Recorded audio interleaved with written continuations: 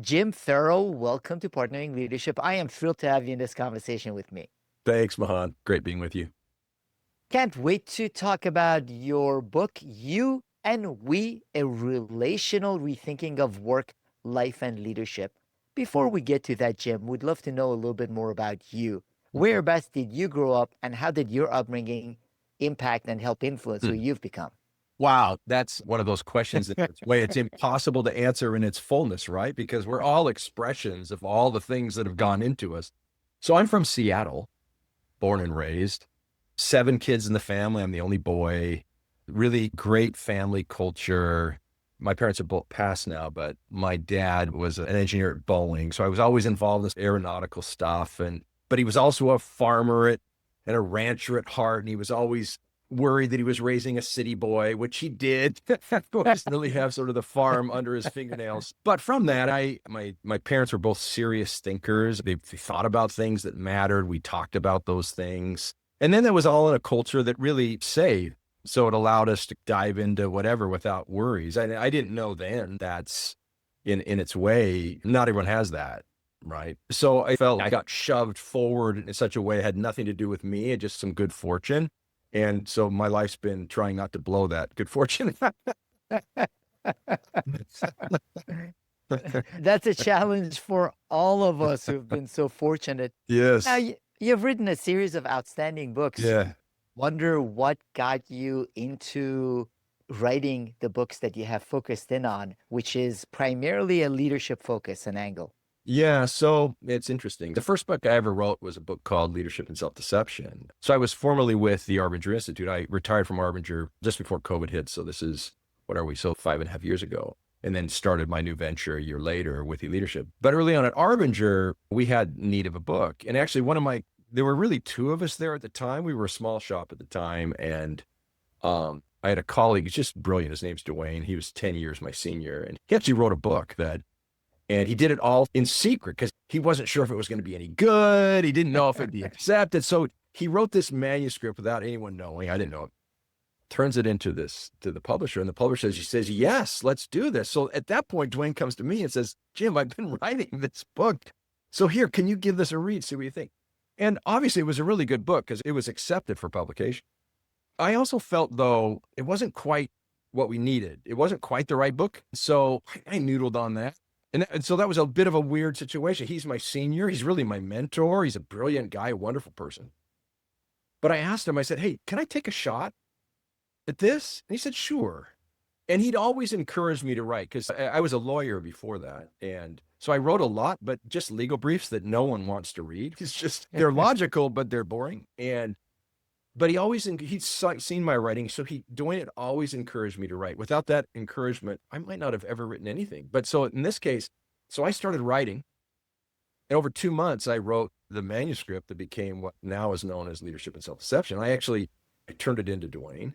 It really felt that way. Like I felt like I'm stepping on toes. Who am I to do this anyway? And I handed it in, and I didn't hear anything from him for a few weeks. And so and our doors were right next to each other. It just never came up. But of course, that's all that was on my mind. And it's like, oh no, I hope I didn't offend him. And I wonder what I thought. And so anyway, finally I asked him about it. And he said, and this is really one of the best leadership lessons I've ever seen, I've ever experienced. I said, yeah, have you been able to read that yet? And what do you think? He said, yeah, I have, Jim. And yours is better. We should go with that. We should go with yours. Now, who does that? His book was already accepted for publication. And everything I'd written, it was as much a function of him as me. I'd learned so much from him. I could have never written it anyway without his influence. He's just one of the influences of many in my life. But that's an example of, I've written many books since then. And I might not have ever written any books, but for that encouragement but for that sort of just incredibly, what do you even call that? That sort of level of humility. And this is a powerful guy that has that kind of level of humility. It was really something. I'll never forget it. What a beautiful example, Jim, Yeah, of the kind of leadership and humility that can elevate people, not just in that moment, but for years and decades for sure. afterwards. So, Yeah. how his humility impacted the rest of your life. No question. That is such an outstanding and powerful story. Yeah. Now, I do want to touch on that element of self deception that I think challenges most of us, most especially in leadership after we have some success. I also work with a lot of senior executives and CEOs, well intentioned folks who have had some success. But in many instances, what I find, Jim, is that the blind spots grow as we move up the organizational Yeah. layer. Yeah, I see that too, because as you grow, you're getting worse and worse data as you go because people aren't actually sharing the real stuff unless you're actually cultivating that and you really dearly want it, and especially the stuff that's not so great about oneself. And that takes a certain kind of an executive to actually want that kind of feedback and mean it. Yeah. So yeah, look, that's why in my former life, when I was with Arbinger, we really tackled things. That you're describing what we would call the problem of self-deception, which is the problem of not knowing and resisting the possibility to have a problem. So leadership and self-deception, all the work I did then was really built to crack through that shell and open individuals up to the possibility that, wait a second, maybe I've got issues too. It's not just the other person. See, what's one of the things that's fascinating about our work at Withie and now with my new book, You and We, is that we actually tackle that problem in a different way, in a relational way. Let me explain. So let's say you and I, Mahan, work together. Let's say we're colleagues or you're my boss. Okay, let's say you're my boss. And let's say we've got some challenges in our work relationship. Now, let's go after the problem of self-deception sort of approach would be, okay, I've got to work with Mahan, I've got to work with Jim in such a way to open them up to maybe they have a problem. Because normally you can't come right into a situation like that and say, hey, Mahan, you've got a problem. Because or Jim, you've got a problem. We all resist that. So you can't do it that way. With you now and with you, and we actually do it a different way. And I've actually found that it's even more powerful. And here's why: we take a relational approach to everything, not an individualistic one. So we're not going to say we're going to fix the problem of Mahan not knowing he has a problem or fix the problem of Jim not knowing he has a problem. No, what we're going to do is let's focus on this space between Mahan and Jim, the Mahan-Jim relationship. Now, whereas both of us might resist the idea that we ourselves have a problem, we can actually think about this space between us. We can say, oh, how's this work relationship? Let's think about that. We'd say, it's okay. I could be better. We probably wouldn't be far off in our assessment of what's going on between us. Now, we might have different theories of why that is, but in terms of the issue between us, you actually can talk about that. So what you and we, among other things, what it gets into is how you can see this space between people. What does it mean to actually focus on that space, which involves all the people who are involved, of course, but in a much, what I've found, more effective and cost-effective way that way than have to change every individual one mind at a time. A lot of minds change when you actually focus on the thing between that we're all involved in. And then we agree, okay, we got to do something about that. So what are we going to do? And then you have a chance to get people in conversation and figure out where to take it. That's a powerful reframe, Jim, Yeah, focusing on managing the relation, not the individual. One of the challenges, though, is in most organizations, the focus is on the managing of the individual. for sure. So, how do you guide a shift from that Yeah. individual focus to the relationship? That is what You and We is about, right? So it's a relational rethinking of work and life and leadership. I'll get into two reasons why people aren't already intuitively doing it.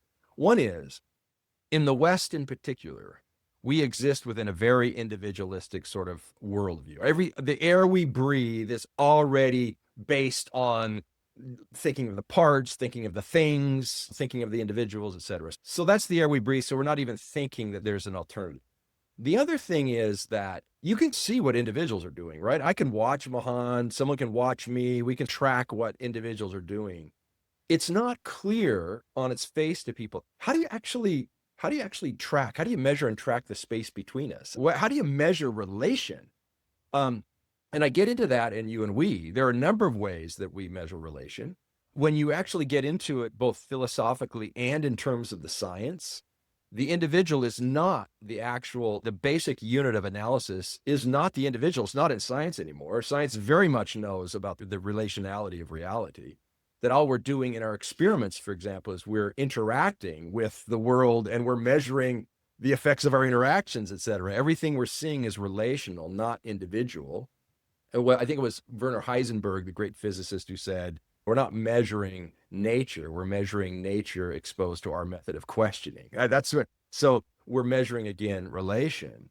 And so you and I dive into this. I dive into the laws of relation, how relation is actually driving everything, even if you don't realize it. And then to open up how you can actually see it. So here are ways you can see it, you can score it, you can track it, you can measure it.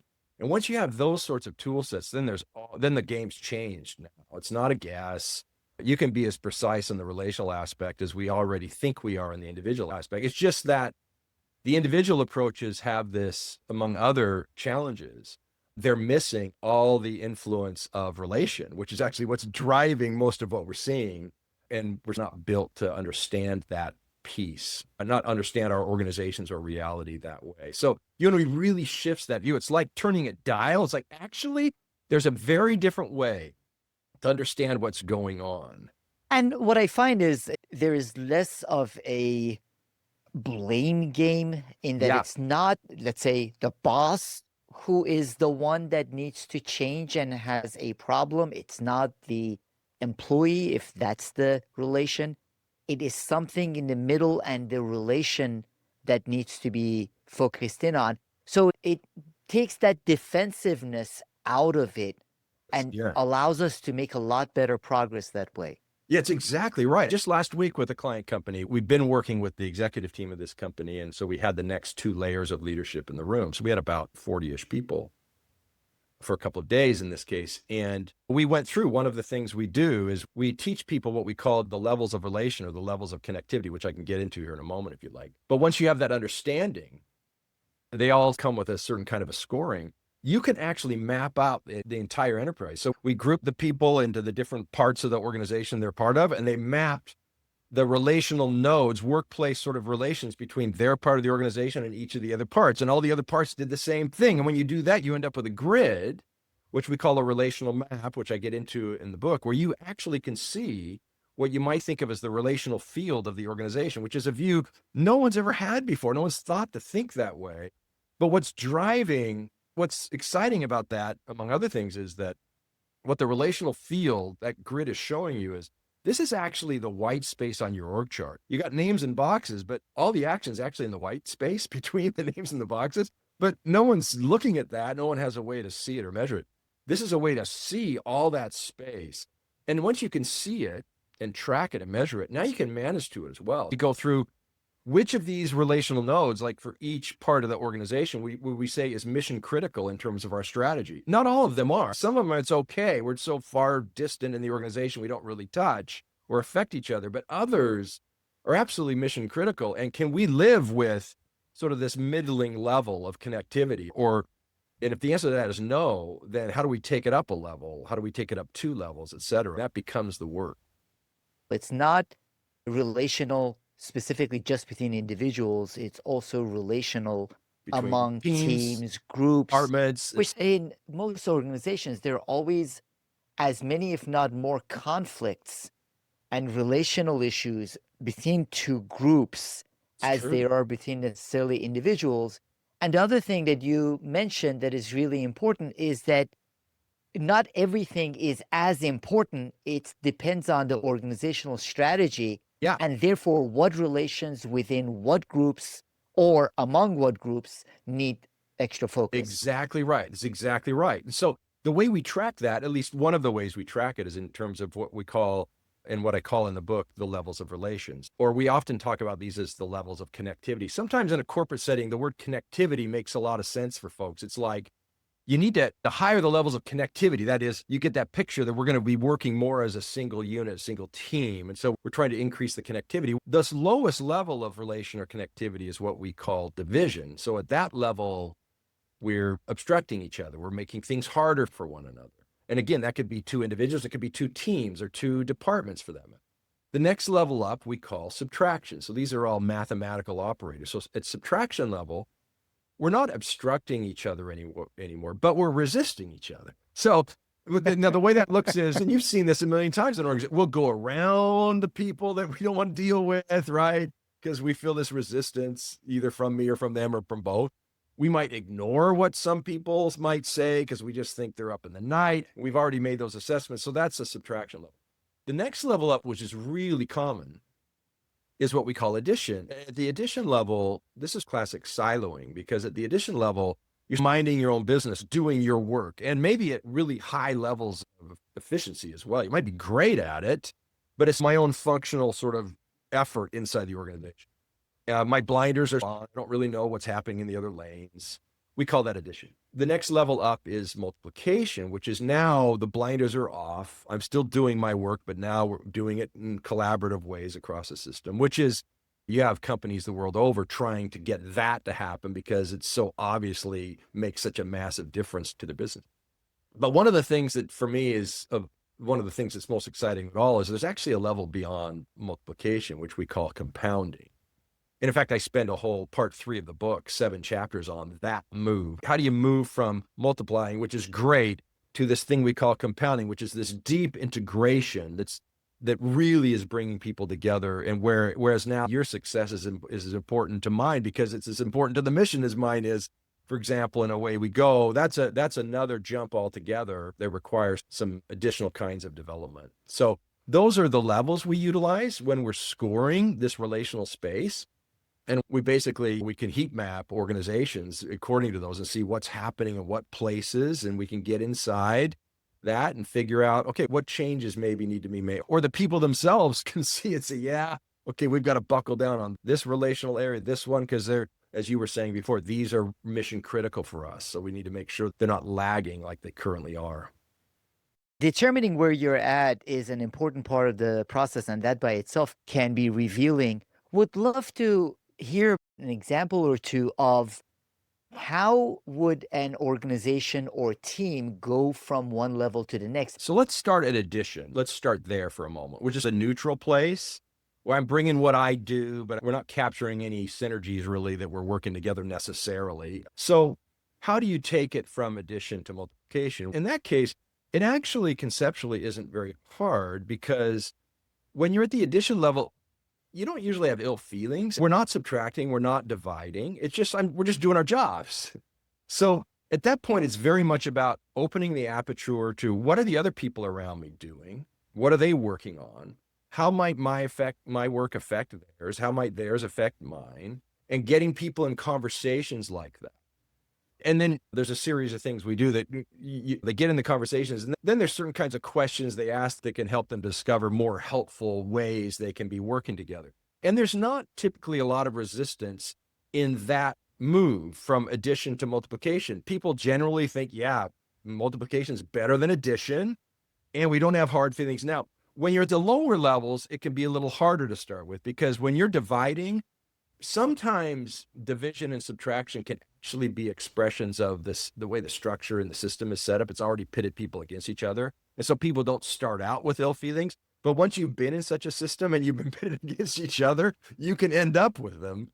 And at that point, one of the basic things that has to happen when you're at the lower levels is people just have to get to know each other. They have to get to know each other outside of their preconceived notions of the problem that the other person is. So there are different ways you do that, but usually we find at those lower levels, people just don't see each other at all. They don't have a real understanding. And you can really see the human being there. You can start to break through some of that. And then once you get up to the addition level, then people aren't resisting as much. It's just getting more, it's not only interpersonal, it's that there's other things besides you and myself that affect how we're going to work together. Like the organizational structure, the organizational systems and processes, those might be creating trouble for us actually. And we're just acting according to their incentives, and that's creating a problem. So there's the work between the two of us at that level, or between my team and your team. But there's also the work about, okay, let's think about the systems right now. Are there things that need to be tweaked at a systems level, at a process level, at a structural level? And that's really important. And oftentimes people people make one of two mistakes here. They're either only working the individual side of the street and they don't touch the collective side that's affecting it, or they're only touching the collective side and they're not working the individual side of the street. And either way, you get capped. So the work is that. Now, once you're getting up toward multiplication and we're now arcing over through that into compounding, it's a whole additional ballgame because there are other things you do at that point to unlock that possibility. Now, one of the interesting things, Jim, I was reading this past week is that a series of AI agents set to interact with each other the way they would on social media. Over a period of time, the AI agents became a lot more polarized and used language that was a lot more divisive. Now, these are AI agents. Oh, my word. That's And just part crazy. of the point about the research was it's possible that it is not the people, it is the The system system itself. within social Yes. media that causes that. Now, to your point, a lot of times we forget in organizations to look at the systems Yep. and what influence do the systems have on behavior. Exactly right. So one of the things I get into in part 2 of You and We, among others, is I get into what I call the 4-dimensional playing fields. This is a way of thinking about all the various things that are happening in an organization when you're trying to improve connectivity, for example. All of these affect it, either for the good or for the worse. So they are, these 4 dimensions really follow from 2 distinctions. One is an organization is itself a thing. There's a thing there. There's a company, okay? So there's this collective thing, an organization. But the other side is, but it's populated by a whole bunch of individuals. So you have a thing, a corporation, a collective, and a whole bunch of individuals. So that's one distinction. And then, let's call that the x-axis, okay? You cut through with a y-axis through the center with this understanding, which is both the individuals and the collective have an outside to them. That is, there are things you can see about both of them, like the individuals, I can see their behaviors, their actions, I can hear their words. On the corporate side, what we've just been talking about, the systems, structures, processes, we can see these, we can point at them. But we also both have insides, both the individuals and the collective. That is, things you can't see, but they're there and you can intuit them and they have enormous impact too. So on the individual side, that would be, for example, our attitudes, our mindsets, our beliefs, etc., our fears. On the corporate side, that would be on the collective side, the community of the place, the culture of the place, for example. So when we're thinking about, you ask the question, how do you start raising these levels of connectivity in an organization? We take a 4-dimensional view of that. So there's the individual side stuff that we've been talking about. So individual attitudes and behaviors, there's improvements there. But if that's all you're doing, you're going to cap out because a lot of the times the collective side of the street is going to hold you back because the systems and processes are inviting those very behaviors you're trying to change and even rewarding them in some cases. Culturally, they might be accepted, for example. So we work and we help our clients to work all 4 of these dimensions in order to break through the ceilings they inevitably hit if they're only focusing on 1 or 2 of them. I love that 4-dimensional aspect and focus on it, Jim, because one of the things that happens is if you focus just on one area, if anything, at times it can be counterproductive when there is a lot of effort and there's the assumption that by itself will make progress. People in the Yes. organization also become a lot more skeptical Yes, they after a do. lot of effort has gone into that without much progress. That's exactly right. Yeah, you've been doing all this. It still seems the same. And that's right. So that 4-dimensional lens, just for me, it opens the aperture for people to say, oh, actually, there's things we're not attending to. Of course, we need to be thinking these other dimensions because they're having an effect. And it's not that one of those is primary and everything else follows. They all affect each other because it's all relational. Structure affects behavior, which affects attitude. Attitude affects community and vice versa. They all interpenetrate. Yeah. So coming up with strategies that recognize that truth and therefore you're going to work all those dimensions is really important. And I say that as one who's spent a large part of my career focusing on basically one of those quadrants. So I get the limitations. I also get how important the work in any one of those areas is. I get that. It's just that alone, it's not going to get you there. Now, this is actually a much bigger conversation than this because you can sort the history of thought into these different buckets as well. You have people, for example, who are behaviorists. You believe that everything's about behavior. You have people who are idealists. It's about everything that's like in the mind or inside of a person. You have people who are structuralists. But you could put names. Yeah, like Marx was a structuralist, for example. You've got people who are the culture people. And when you look at it, they all have great things to say. It's just that they're all right in a way. But they're wrong to the degree that think that this is the only thing that really matters and everything else will follow. No, actually, no. All of these insights are important and you need to attend to each of them. And then you can really get somewhere. Now, you also mentioned that it takes a different approach to go to that exponential level. Would love to hear some of your thoughts on that. Yeah. So this for me, Mahan, was a massive discovery, really, because I went through much of my career. I didn't understand this. I thought basically multiplying was that's as high as you go. And it's a really good thing. But what happened was I was reading a book. I was on a flight to Europe a number of years ago. And I was reading, I don't know if you're familiar with a thinker by the name of Martin Buber. Buber's work is really fascinating. And in terms of human connection, there's no one who's ever been better. His insights, I think, are more important about what it means to actually connect as human beings than any insights that have been written. So I knew of his work. And in fact, I actually even trained around his work in a way. What I discovered was I actually never really studied him. And I'd misread him all those years because I'd read him so thinly. I actually didn't give him the fullness of my attention. But I finally did.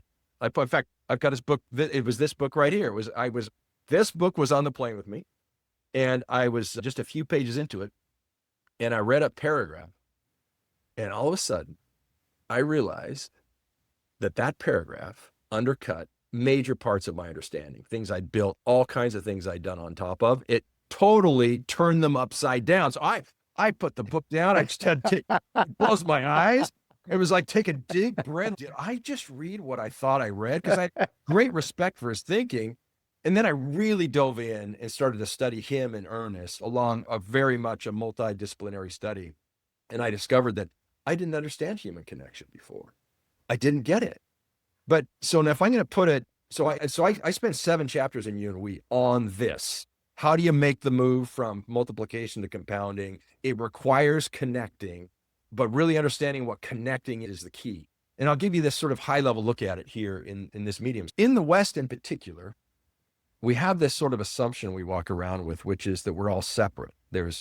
I'm over here and you're over there. We're divided by some barrier. Okay. I've got my thoughts. You've got your thoughts. You're a mystery. We're just different. Well, so you picture it. You picture 2 people with kind of a line between them. That's the barrier. What Buber does, he comes along and says, no, actually, you think it's a barrier. That line is not a barrier. He tips that line 90 degrees. He says, it's actually a hyphen. We're connected. These lines we draw are actually the places that we touch. We're actually connected. And he said there's these 2 basic ways that we can operate with others. And this is what I misunderstood, Mahan. Because I mapped what my work had been up till that point. It seemed like it mapped very simply on what he said. It turns out that's not what he was saying, but I'll tell you what my mistake was and what I realized. So he said these 2 ways are so there's no separate I. There's no such thing as a separate I. All there is I hyphen others. We're all of one another. We're affected by each other and affecting each other. But there's 2 ways we can be in connection that way. One is I hyphen it, and the other is I hyphen you, or the thou, depending. But I'll go with the you translation. I it, and I you. I used to my work before was about seeing people as people rather than objects, which is a really powerful move. It's a really helpful move. And what I've discovered is that's a really helpful move to help you get to multiplication, but it can't take you beyond. And here's why. It's because when I think to myself, I'm going to see Mahan as a person, my idea of what a person is an idea I have in my head. Okay. That's idea in my head. And I'm going to see Mahan as this idea in my head. Seeing is also something that happens in my head. But the problem with that is connection doesn't happen in our heads. It happens in the space between us. And so in order to connect, I've got to get out of my head and be present in the between. So the more I was driving this idea, see others as people, which I think is a really positive move. It's certainly better than seeing others as object. That is, though, when you get right up to the sort of the end game of it, it is a way of staying stuck in my head. And I've got to break through that. I've got to let those concepts melt away and realize the concept is not the connection. And I've got to be in real dialogue, real intersection, real encounter with you. And so that's what he was saying is the I-you way. So his point was, if the action for you is in your head, you're being I-it. So if you're just seeing others, observing them, thinking about them, et cetera. He said, that's not wrong. We do that all the time. And I'll come back to that in a moment. But it's different than being present in the moment together, which is in the between. So between is I-you, in my head is I-it. So seeing someone as a person is in my head, that's I-it, which a decade ago would have blown my mind. I'm like, what?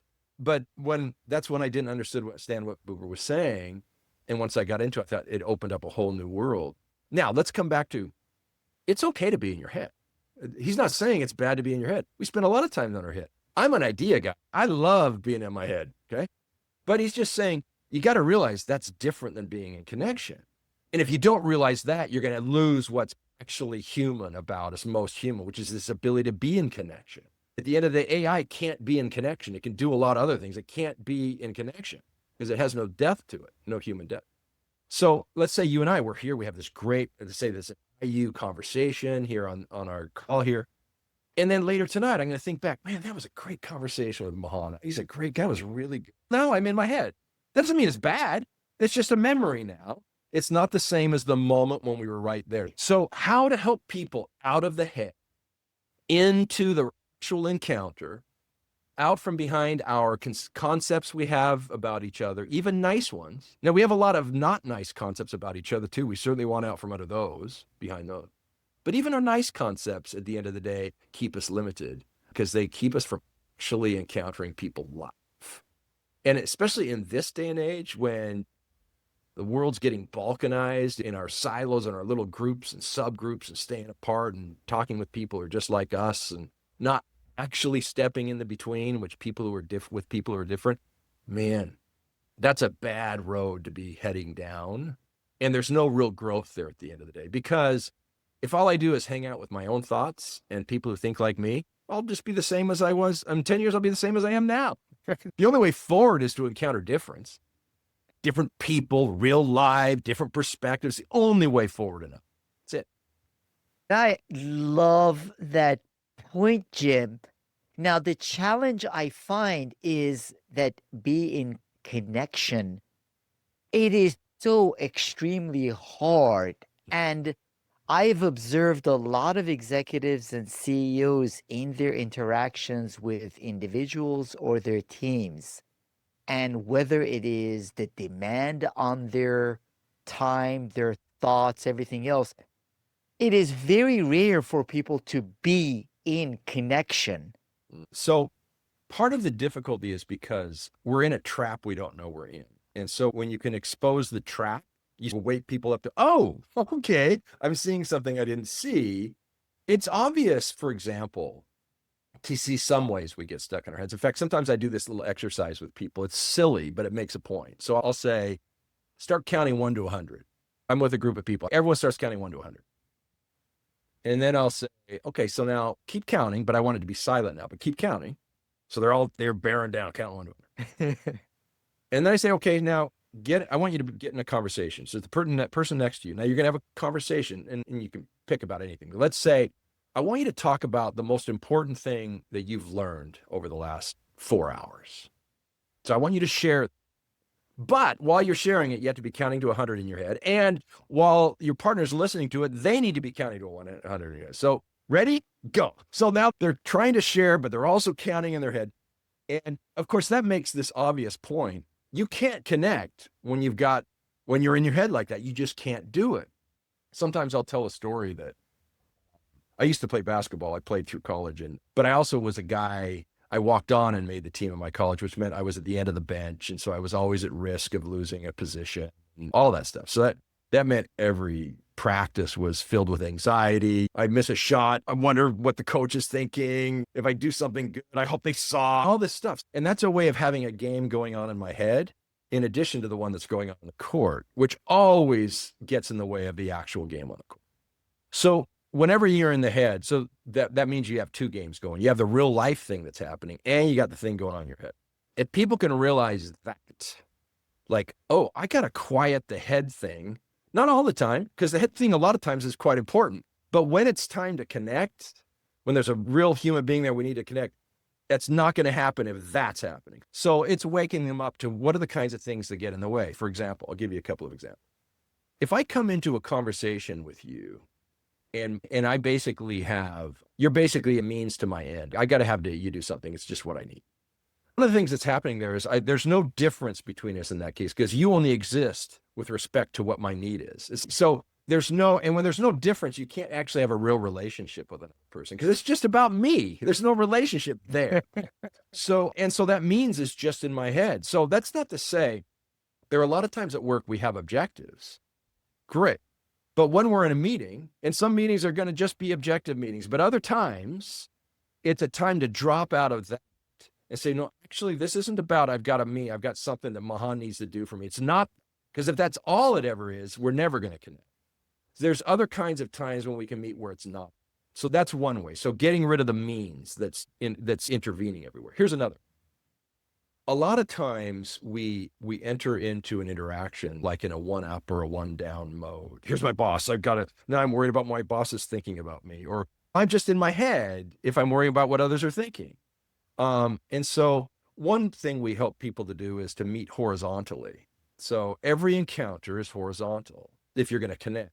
Doesn't matter that you might have different positions of power in the organization. Fair enough. That's just a reality of life. But in this meeting where real connection happens, and if you're the boss, if you're the CEO and you want real connection to happen, then I've got to create a space that's going to feel horizontal here. I can't be lording over folks, or there will be no connection. Now, that's not to say, again, there's some times when it's not going to be a meeting where there's connection, okay? It's going to be a head meeting, okay? And Buber would say, fine, but just understand that's what it is, and that's not the other thing. And let's not neglect the other thing, because if we actually connect, especially with people who have differences of opinion, different perspectives from us, it'll actually change all the stuff that's going ahead too at other times. We need the benefit of those different views and those different perspectives. So those are, and then another one that I've mentioned too, and this from my background has been really revelatory. It's because remember, I used to think that the magic was see people as people. And that's still great. It just will cap out at multiplication because that's still a concept in my head and seeing's in my head. And so we help people here's another word you can think. Instead of thinking of seeing others, which is very passive, I'm just taking it back, I'm just in my head receiving the stuff. Okay. That's in my head. I like a word like behold. Like a word like behold is I'm filled with surprise. It's like wonder and surprise. It's like, what? There's no pre-written scripts there. It's beginner's mind. It's all of that. And so I find a word like behold is a more helpful word to kick me out of my head, to remind me that I don't get stuck there, than a word like seeing, which just keeps me stuck there. So there are a lot of strategies that we utilize with people to just remind them, to give them the tools. That's head. Doesn't mean it's bad or wrong. Just means that's head. If you want to connect, here's a way to go the other direction. I love the strategies you share, Jim. And as you mentioned it, in many organizations, people have come up with systems where the work function is being done, but that human connection is not. Maybe you don't need it for the work function, but for that connection, it is still required. And I would say it's required also for the work function, but in a different way. Here's why. This is an analogy I use in you and we as well. So let's think about water for a moment. So a water molecule is made up of 2 parts hydrogen, 1 part oxygen, okay? And so hydrogen atom, they couldn't dream up water. It's so different in kind from what hydrogen is. You never even imagine it. Same thing for oxygen. But so if these differences come together, they compress against each other. There's a really interesting body of work by a paleontologist named Pierre Teilhard Desjardins. Desjardins talked about how there's 3 stages of development that applies to matter, it applies to life, it applies to thought. And I think he's spot on with these. First of all, you have to have differences compressing against each other. If they don't, if you just have hydrogen atoms on their own and oxygen on their own, they'll just stay hydrogen and oxygen. That's fine. We need both. But you won't get anything different out of them. So you have these differences compressed, but if they then open themselves to in such a way that they converge, these differences converge. And that's step two. So compress is step one, converge is step two. Then you have the emergence of something entirely new. And that's what's lost in a workplace setting or anywhere else if you don't have space for connection. You don't get any, you don't have any convergence and therefore emergence of the new. There's no transformation. You just have more of the same old stuff, maybe improving a little bit because we all need to, and the market requires us on this trajectory to keep getting a little bit better at who we are being. But man, it's differences coming together, being open enough to each other to consider one another, that can explode into entirely new insights and directions. That only happens when you connect. It only happens at level 5 of connection, what we call compounding. That's why it's so mission critical in a workplace. Even if a lot of important stuff happening in our heads too, fair enough, it does. You need to create the space where that can be happening too, because those are the big advances forward. It is such a beautiful and powerful analogy of the influence that can have within organizations as well, bringing those differences together, that compression that is an essential part of the new creation. Yeah. I love that. Now, one of the things I wonder, Jim, is that a lot of organizations are working more in a hybrid and or in some cases purely virtual environments. How does this relate to those environments? Well, it's huge, right? Usually, I think the question being asked in those cases is the wrong question. The question is, shall we be in person or remote or hybrid? It's purely a structural question. The real question is, how are we going to get compression? And how are we going to get compression that enables convergence? Because we can show up in person and not be compressing and converging. We've seen that in company after company around the world through history, right? So that's really the question. Now, you do need to be more intentional when you're remote because you aren't just bumping into the person in the hallway. So you have to create some bumping into the person in the hallway sorts of space and other kinds of things too when you're remote or hybrid in order for that to happen. But if leaders could keep in mind that, no, the issue is not the primary issue, and this is true even if we're in person, that's not the end of the game. It's the beginning of the question, the same question, which is, are we getting the right kind of compression that enables convergence across difference, that then gives rise to the emergence of the new? That's what we need to be creating as leaders, is the space that produces that. Yeah, when we ask the wrong questions, we get the wrong answers. Right. And in that instance, we're asking the wrong question, as you mentioned, in terms of the number of days, as opposed to what you're mentioning.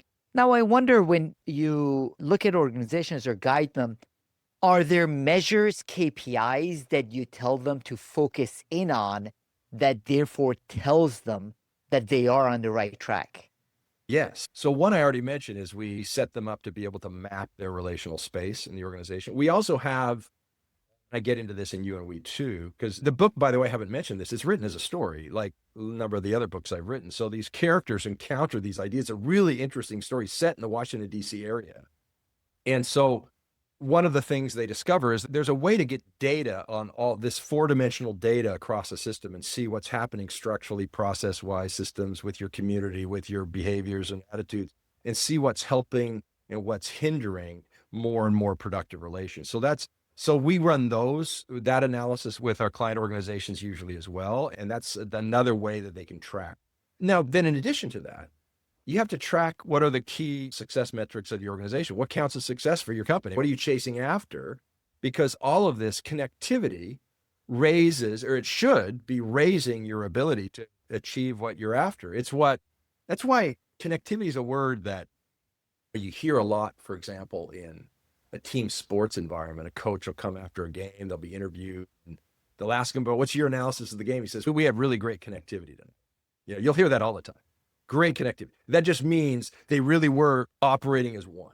And so that helps you win a game. Given whatever talent level you have, you're going to be way more effective if you can do that. So all of the relational measures, the connectivity measures, are setting you up to perform more effectively as a team. But that's all in service of where you've decided you're heading as an organization, because that's what the organization is formed, is to achieve whatever those measures are. So you need to be tracking those really clearly. with the tracking of it and determining whether it's aligned with the strategy you want to achieve, it therefore enables you to go toward that strategy more effectively. Now, one of the things I wonder, Jim, I'm sure you've been following what's happening with AI and AI implementation in organizations as well.